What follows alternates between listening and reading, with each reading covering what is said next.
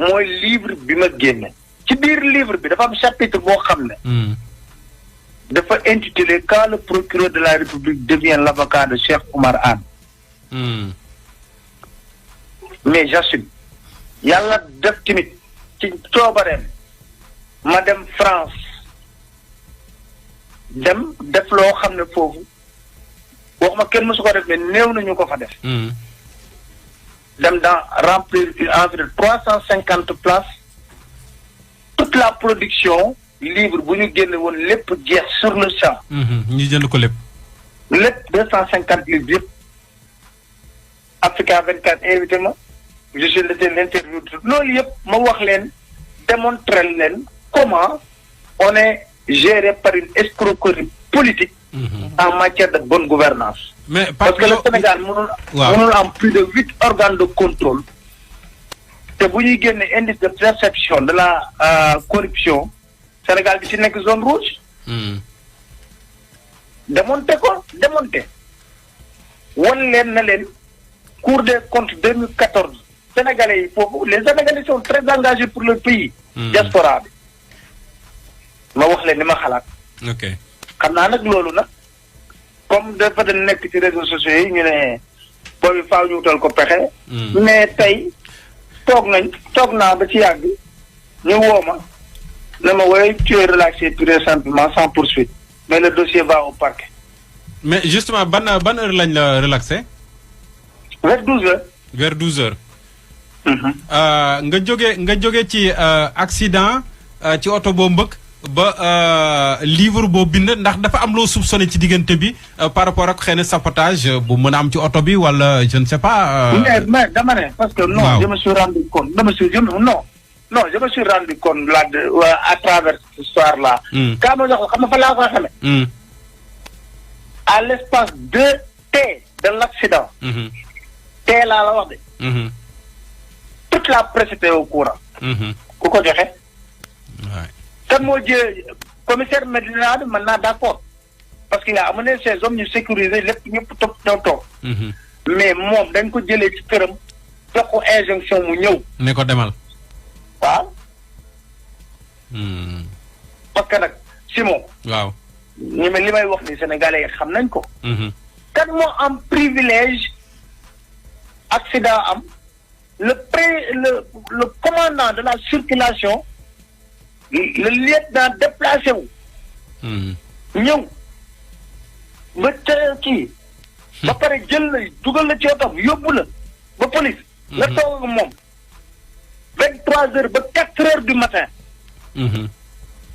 policiers yi nekkoon foofu yëpp ku ci ñëw dugg nga wax ak man na ma vraiment xam nañ lu la fi indi en réalité.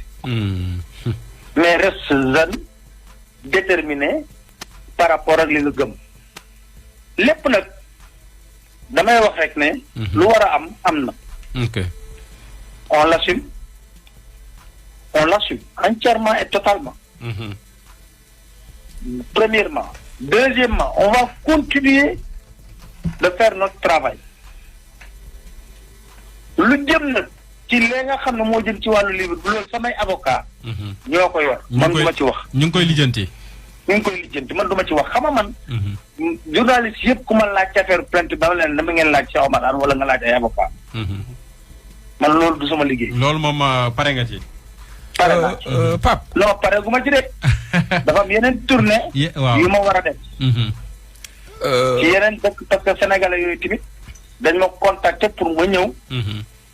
dafa ñoom cérémonie de présentation et de dédicace. te loolu mi ngi ci pipeline bi dañ ko def incha allah. incha allah moo bàyyi la ak Pa Assane. Baye. waaye ca Pa Assane waaw. maa ngi laa ziar bu baax. maa ngi laa delloo ziar Pa Assane sama xarit. jërëjëf ma ne.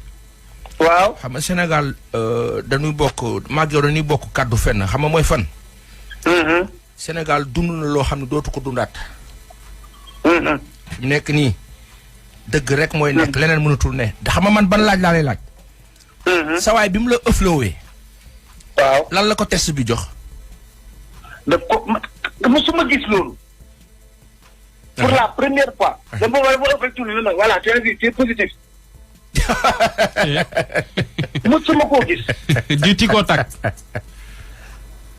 c'est incroyable c'est incroyable. ba pare te fekk ñu ànd koo nag parce que benn suñu benn jigéen bu doon ñëw sumba jun gis ma. moo ne ma kaay dugg soxatu ñu dem fi nga xam ne moo di kii bi moo di ñu dem ci kii bi. mu ne ma voilà vous voulez un témoin tu ne rek na ko tu as vu. ne ko tu as vu c'est toi qui es témoin. mais man xam nga lan moo ma jaaxal. waaw mais lu tax muy wut témoin bu dee wóolu na boppam. non man du loolu man xam nga lan na sama problème. moom il était en mission commandée. parce que foofu du zone am. foofu ça répond de Médina. commissaire Médina moo waroon def loolu yëpp. moo ma waroon entendre sur PV. moo ma waroon auditionné. donc le commissaire de Médina donc n'a rien pu faire avec toi. rien du tout. moom moo ma yóbbu commissariat central teg di ma auditionné. mais xam nga sur ordre de qui. parce que comme na sur ordre de qui. tey ba ma wax relâche bi def na ma le procureur a décidé de te relaxer. ma ne ko donc c'est le procureur qui avait demandé ma garde à vue. loolu la ma wax. sentir nga ay bizarrerie ci oto bi nee nga oto bi daanaka sentirotoo ko est-ce que oto bi peut-être sore woon nga ko benn instant ci guddi gi ci bëccëg bi remarqué woo ci dara avant ngay duggaat ci oto bi. non remarqué wu ma ci dara. dama jógee fii dem ville doon def doon waxtaan. ak une amie. lan doon waxtaan. sur le dossier qu'on doit monter en place. waaw. pas de ci bizarrerie mais xam nga oto moom mën nga ko teg à l'espace de 30 secondes. ñu def ci la neex tout à fait ça arrive mécanique la rek. mécanique la rek. mais bon toujours est-il daal li ñu fi wax ñëpp évacué hôpital amul. man à part daal te 23 heures ba 4 heures du matin ma jàkkaarloo lieutenant boobu doon jël ay ordre ci procureur. ba ma pare. mu ne garde à vue ma pare ci garde à vue bi moo ma woowaat. ma ñëw. y avait d'ailleurs un témoin. Babacar Ba du Forum du Justiciable. oui mu ne ko mu ne ma oui je vais te donner la bonne nouvelle le procureur a ordonné te relaxer sans poursuite. kon il a été sous les ordres du procureur. Ouais, donc waaw ma ne ko donc c'est lui qui avait ordonné mon arrestation ma garde à vue. Je comprends. mais Papa Alé. waaw. sànq ci say wax da nga ni balaa laataa ngay dévier di jël bretel bi dafa am benn oto bu nekkoon sa ginnaaw bu la mbëkk. waaw. tey ba nga demee foofu est-ce que jéem nga laajte ñu jox la image yu caméra de surveillance yi parce que foofu noonu corniche boobu am na je crois ci secteur boobu am na ñaari caméra de surveillance. sincèrement pas xam nga la laa gënoon a tal. nelaw. beneen bi nelaw laa gënoon a tal retrouver ma famille. beneen bi xam nga éthylomètre bu ñu koy xool du xool ndegam da nga positif ci alcool wala da nga négatif mais dañuy xool benn taux boo xamante ne boo ko dépassé si dañuy wax ni yow waratoo dawal oto. entre 0,25 positif daal la def. loolu doy na waar parce que bu ñu koy xool ci dëkk yi nga xamante ni ñoom ñoo ko utiliser dañuy xool benn taux boo xamante ne boo ko dépassé. mais man li ma jaaxal sax mooy. dafa dugg si rek ne ñu indi carton bu bees sàq dajji. yow yaa nekkoon cobaye bi xam naa ci yow lañ ko njëkk a testé. non c'est que xam lan lañ bëggoon. waaw. booy bi sonal nañu booy bi wutal nañu booy bi waaye fu la salir. xaaral ñu dem laa fam mais ñoom dañuy fàtte benn affaire. waaw mais dinaa wax benn affaire dañuy fàtte benn affaire. dama ne dañuy mën a enquête rek. waaw. président Macky Sall jógewul Fatick fii jaar du korom jaar ci pare-brise bi dee. amuñu sax enquête homicide involontaire. Aly Ngouille Ndiaye cortège am reyu fi nit. is am na enquête homicide involontaire. jërëjëf Omar Youm. cortège am is am na enquête pour homicide involontaire man reyu mu sax nit. allo Papa Alé. blessé wu fa sax nit. yow dégâts matériel nga def. allo Papa non Alé. bu yàqu di am sax maa gën a yàqule. allo. waaw. Ibrahima Pouya. man li ma bëgg a xam rek mooy oto bi nga xam ne moo la mbëkk moom. ak Anam. oto bi nga xam ne yaa ko mbëkk. ñoom ñaar seen i borom ban réaction lañ def wala ñoom ñaar boole nañ leen ci contrat wala ci ki ma liggéey. mbëkk moom ki ma mbëkk moom. xam nga oto dégâts matériel bu amee c'est simple. dégâts matériel bu amee c'est simple. parce que ñoom lu ñu njëkk a xool xam nga mooy lan. ndax oto bi am na assurance am na assurance 1 an. ndax carte visite technique bi mat na am na visite Valable na, technique waaw. 1 an. ndax am na permis am naa permis ñett yooyu mooy oto. bu nekkee accident dafa am c'est sa assurance moom moo koy jël en charge n'est-ce pas. beneen yoon gis nga ki ba mbëkk sax moom.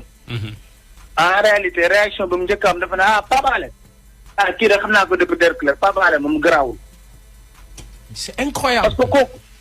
ba léegi man gisuma ko man ñu indi ko commissariat central moo di ñëw di séné ko. mu déposé par exemple plainte. moom bi police ñëwee est-ce que ma nga fa woon ak otoom. je l'ai pas vu parce que man dama ñëw xam nga man ba affaire bi amee policiers yi moom ils m'ont mis en sécurité. après mooy sama jigéen boobu ma lay wax moom laa dugg ci otoom. waaw ñu dem commune ñu ne comme 4e la ñuy dem ñu dem commissariat kii Médina. waaw. léegi oto bi la mbëkk yow bi la mbëkkee ginnaaw moom it ba léegi moom amul. boobu tamit boobu am na ñoo xam ne ñoom ñu ngi wax ne gis nañ ko wala gis na ko mais man mënu ma koon gis. parce que xam nga airbag yi maa ngi lay wax dafa génn. waaw tout à fait. donc man mënu ma koon gis. et puis par mesure de précaution ñu nekkoon foofu grand yi nekkoon foofu yëpp dañ ne ma Pape Alé ne sors pas de ta voiture ba police ñëw. parce que mën ngaa génn fii. ñu la dana def tentative bu daw ak yooyu ne sors pas de ta voiture ba police ñëw sécuriser fii. comme bañ nga génn sa oto leneen xew. voilà. ok. non c'est des personnes sympathiques vraiment na ma qui m'ont dit que non grand li accident la rek nañu woo constat. après boobu la waa dinaa ñëwee. d'ailleurs sax Pape Alé waaw man dama gis ci réseaux sociaux yi 80% ñu ci bari naan dafa mandi nangam mais dama ci gis kenn ku def benn publication ñu ko wax Jean-Pierre xaw ma Diouf. mu ne tur. non dañuy da ko def Facebook. il était là-bas publié. waaw bisimilah Pouy. da ko publié Facebook meru ma de. waxal naa non c'est moi arrête saa yi ma wax nga ne ma mer nga mer maa la koy doog a wax. Pouy maa la koy doog a wax non waxal rek déedéet Pouy waxal maa la koy doog a wax tudd turam mooy déedéet. xam nga ma tudd turu waaj baal sa réaction yooyu. xam nga ko def Facebook turam nëbbatuwul. dafa ne bi accident bi di am moom ci kanamam la. waa léegi xaaral ma wax la nee na lu sit la fa fekk Pape Alé mandewul dara dalu ko nee na j'étais témoin et woo naa sax ne kaa leen jàpp ci. donc moom da ko leeral biir Facebook te xamu la. loolu moo tax ma leeral loolu rek quoi. waaw Jean-Pierre Correa la tudd. merci beaucoup. on s'est parlé maa wàcc sama fenêtre. moo fëgg sama fenêtre dama sa Jean-Pierre. mu wàcc mu ne ma pour des mesures de précaution reste dans la voiture. ak affaire yooyu. kon Jean-Pierre moom témoin oculaire la. moom moo ko def Facebook moo tax ma lire ko fa. moo tax ma voilà témoin oculaire la moom mi ngi fa woon taxaw na fa ba police ñëw. alors Pape Alé. oui. bu fekkee ne ni livre bi génn na. alors Ndeye Diagne dégg ma la bu baax de. yaa ngi may dégg bu baax yaa ngi may dégg. maa ngi lay dégg léegi. voilà ma ni génne nga livre bi def na tabac ici au Sénégal et même à Paris bu ñu gisee écho yi mu def ci réseaux sociaux yi. alors tey bu weesoo benn sénégalais bu nekk bitim réew moom tamit bind livre pour jëm la cee discréditer est-ce que doo jot des fois ay xeetu menaces. non boo sénégalais boobu ñuy wax sax boobu sénégalais boobu génnagul. boobu couverture la joxe. xam nañ kan la booy génn nañ ci réseaux sociaux yi wax kan la. Canada la jox xam nañ kan la. oui. on le sait. et kooku lu tax mu def loolu parce que xam nañ lan la laal ci kudd. ci xaalis mais loolu yëpp buñ ci tolloo pour wax ko dinañ ko wax. d'accord kon moom dafa laal ci xaalis. baax na bañ toll ci. d'accord mais da nga boobu ba léegi yaa ngi jot xeetu ay menaces wala. parce que dañuy wax ne dañuy intimider. non menace kay chaque jour nga dégg ku la ko wax. dégg nga ci li la waroon c'est un politicien les avocats là. bu leen toppoon ci li ñu wax yëpp sax mën na leen porter plainte wala ñu woo batalan bi da leen mais ñiin mën nañ def seen kii rek mais mënuñu traité nit ñi de maître chanteur de maître truc de truc la xam mais xam nga man. nee naa la nit wax naa ko France yëpp dégg ma ne nit tolluwaay la tolluwaay man weesu naa man léegi. man dama bëgg a weesul sama bopp des attaques personnelles du ma ci tontu. gis nga man personnellement soo xoolee ci réseaux sociaux yi du ma ci tontu. tout à fait. yàlla def na sax mais baaxee na ma ne commentaire nit du ma ko lire. parce que je trouve souvent xamoo nit ki xamoo lan mooy conviction nga am lâcheté nekk derrière sa clavier bind dem. kii wax. ñu koy dégg mu koy assumer. di mettre sa vie en danger. kooku la gën a courageux. tout à fait. kooku la gën a courageux. parce que au moins il parle à visage découvert moom laa sama benn xarit loolu la ma wax sànq dafa ne ma waaw comme jëloon nañ sa téléphone mën naa am ne xoolal dugal nañ ci dara wala wax nañ ci dara mën a leen man waxuma pour benn nit damay wax pour ñëpp dégg ma nañ ci def lu ne parce que je m'assume. Très bien. Voilà loolu il faut que muy leer. mais Papa la sa naataangoo yi nag boo pare nga wax ci. nga ne. sa naataangoo yi journaliste yi nga xamante ni bon mën nañu wax sax ci ñi nga xamante ni waa Dakar non xam nga journaliste yi dama lay wax benn affaire. dama lay wax sama naataangoo journaliste yi moom. man Pape Alé man maa jël décision na du ma dàggasanteeg benn journaliste dañ bind lu leen neex. waaye Pape Alé moom mi ngi ne ràng ci télé bi toog. invité nit dañ ko seetaan. Pape Alé jël na caméra am dugg ci àll bi def reportage bu teg ko ci télé bi dañ ko seetaan. te nag fii nag koo fi liiral lettre am mën na lire sa soleil. dëgg la wala sa livre. non soleil. koo fi liiral lettre laa la wax nii. dafay wax loolu tax mën na la ci yar la ak ci jikko. man doo mës a gis am na ñenn ñu may wax na ma way il faut mën a ko je réponds pas.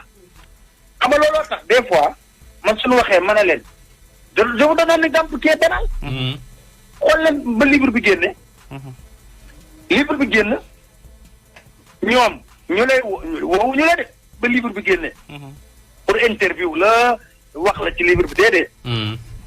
waa ji porté plainte ñu woo la bëgg la laaj yow sa réaction ci plainte bi man leen sa awma ci réaction. sama yoon ci réaction absolument.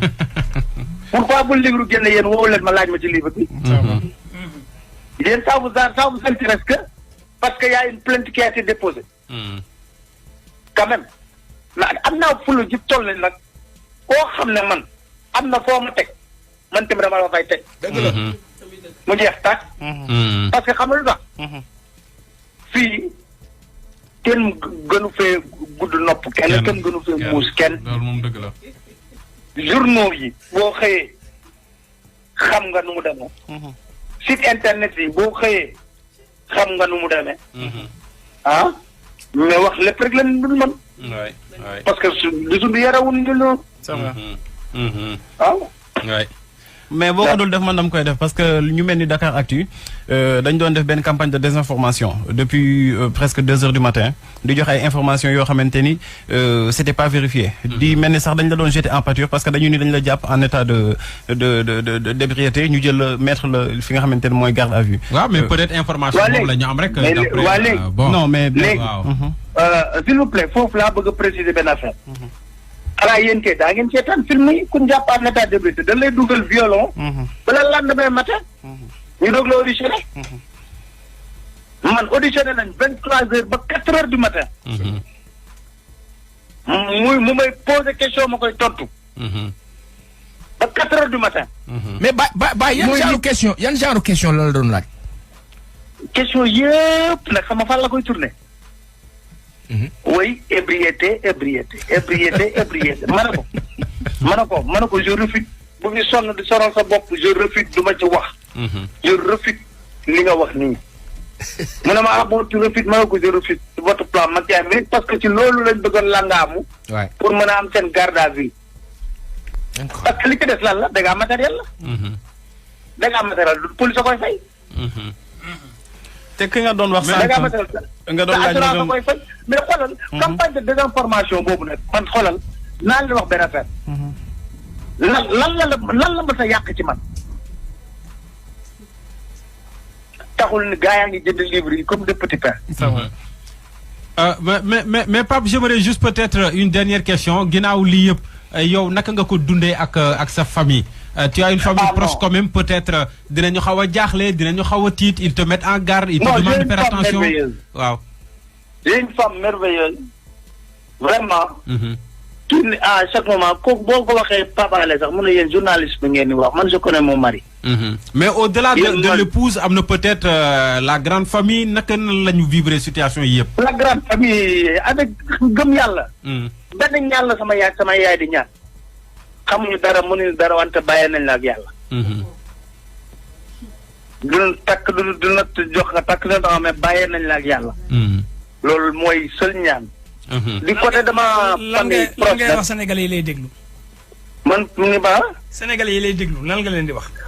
sénégalais yi may déglu d'abord billaahi damay tàmbalee ci police d'abord ndax dama fa gis ay jeunes yoo xam ne ci biir police nee nañ ma li des ak néew ci institution police. en termes de respectabilité yu mel nii moo koy yàq. am na kenn mu ne ma suba ba léegi ñu ngi saaga ndax lii. mu ne ma pourtant de fii ci police bi mu ne ma yu gën a garaaw xaw na fi. ci doomu kilifa yi def ko fi. te kenn yëgul kenn waxut. dama limal ma ay doomu kilifa yu bëree bëri. lu bëree bëri. ma ne ko grand li ndog-ndogu àddina la. day jaar jàll la. bu ñu paree delluwaat ñëwaat suñu face à Pape Alé. dossier carte sur table. tukkiwaat tuuti. ñamalaat diaspora bi ci livre bi ñu waxtaan ci. ñu dellu siwaat continuer suñu chronique. wax ñaawtee fi nekk ci réew mi. amul problème. waay assumé. parce que abalu tax mais def naa man nag maa gën a doon guerrier Machian bañ ko bëggee dugal foofu dafa dem sëñ Baara dafa dem sëñ Baara. dafa dem ñaani ndimbal dafa dem ñaani ndimbal quoi. sama copain la nag. mais Pape ñu ngi lay waaw sama copain la nag. ñu ngi lay parce que man wóor na ma ne moom bu jotal dossier day wax ne mais qu'est-ce que c'est que ces histoires là. bàyyi leen jàmbur. mu dem waaw mais xam nga dafa am ñoo xam ne. dans 2 mois dégg naa dañ leen di waaj a bu deful tànk yi buñ leen tànk. gars yi ñu bëri ci ñoom nelawatuñu. waaw excès de zèle da ciy am ak lu ne mi ngi ci am mais yàlla baax na. xam nga li ci am solo rek. may wax rek ma waa Sénégal. dama leen di gërëm di leen sant. sama téléphone mi ngi explosé. diaspora bi dama leen di gërëm di leen sant. ndax ñun ñëpp ku nekk yaa ngi envoyé message. fu ne message yëpp xam lan la. encouragement. j'espère que tu es plus que déterminé. J'espère que tu restes toi-même. ma ne leen de man de maa ngi nii toog sama kër. nekk sama wetu njaboot. jàpp sama morsu njàmm. toog fas yéene nag xool. nan la ñuy defee def naa dossier sur table war naa am dimanche ñu defar ko ba mu jekk ak ni ngeen defee rek ngeen defar yéen tamit grande gueule ngeen defar ba mu baax. mais li ngeen defar ci réew mi bari na de. waaw Pape Alé Pape ñu lay gërëm. dafa am benn question bu ñu jox. ayca. nee nañu selon ay information procureur bi dañ ko rappelé. dañ ko rappelé pour mu jéem a peut-être porter waat plainte wala jéem